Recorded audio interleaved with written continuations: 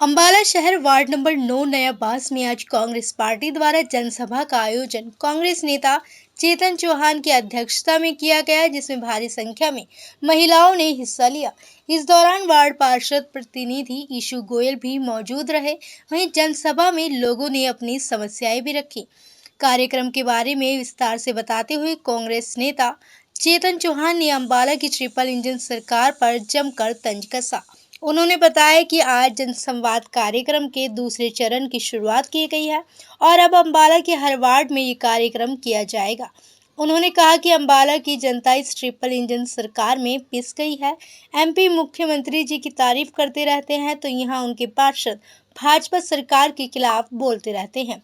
इतना ही नहीं, बारिश के समय में कोई नारियल फोड़ता रहा तो कोई घपले की बातें करता रहा, पर नालों की सफाई की और किसी का ध्यान नहीं गया।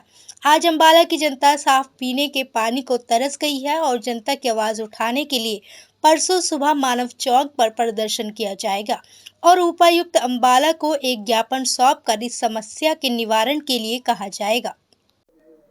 देखिए, आज जो यहाँ प्रोग्राम हुआ इसके अंदर सबसे बड़ी बात एक बात निकल कर आई कि आज गृहिणियां, माताएं, बहनें यहाँ बहुत ज्यादा तादाद में, और वो तभी आती हैं जब उनकी समस्या सिर से ऊपर निकल जाए। और आज अंबाला के अंदर समस्या इतनी है इस बाढ़ के बाद कि अब गृहिणियां भी घर से निकलने को मजबूर होती। ना तो यहाँ पीने का पानी, साफ पानी की सप्लाई नहीं है, पीने के पानी में कटौती है। दूसरी सबसे बड़ी बात, सफाई की व्यवस्था बिल्कुल नहीं है। और आज 15 से 20 दिन इस आपदा को आए हुए हो गए हैं, कोई प्रबंधन आज भी नहीं है कि दोबारा ये ना आए। इसका प्रशासन और यहाँ के नुमाइंदों ने दोबारा कोई सुध नहीं ली।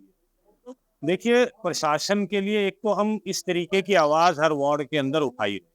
दूसरा, परसों हमने एक रोष मार्च रखा है।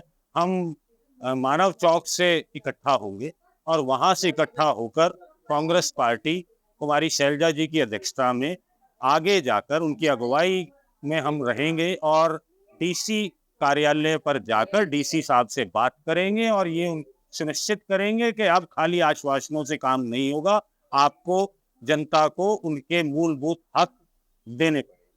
जनसभाएं तो पहले भी चल रही थी, परंतु बीच के अंदर ये आपदा आ गई और आज इस बाढ़ के बाद आज दोबारा हमने दूसरा चरण शुरू करा है और इसी तहत पूरे शहर में हर वार्ड के अंदर, हर मोहल्ले के अंदर कांग्रेस पार्टी ये कार्य करती है।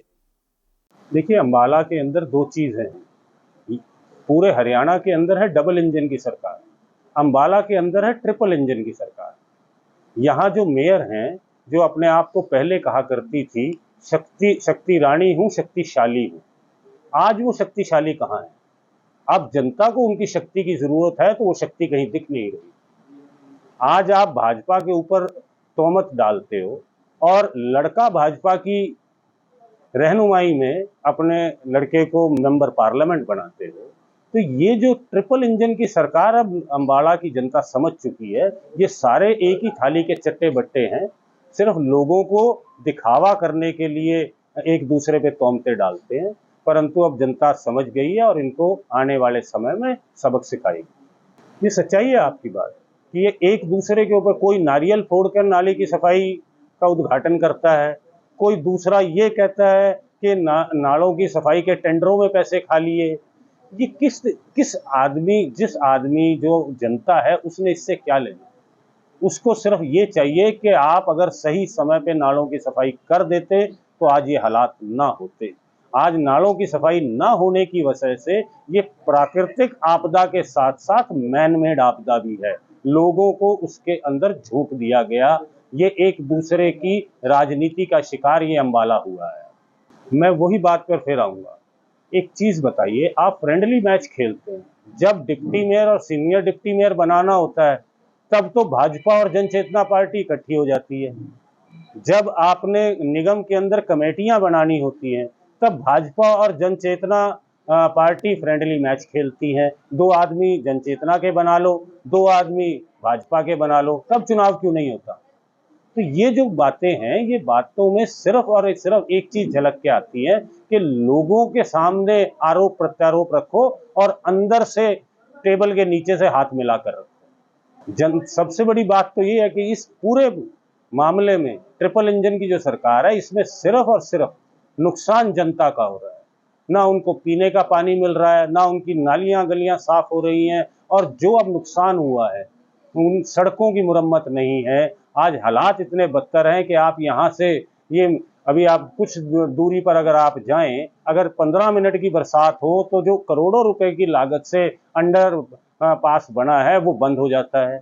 उसके लिए कौन जिम्मेवार है? उसके लिए कोई आपने कमेटी गठित करी? ना तो जनचेतना पार्टी के एमपी बोलते हैं, मेंबर पार्लियामेंट हैं, वो तो कसीदे पढ़ते हैं मनोहर लाल खट्टर जी के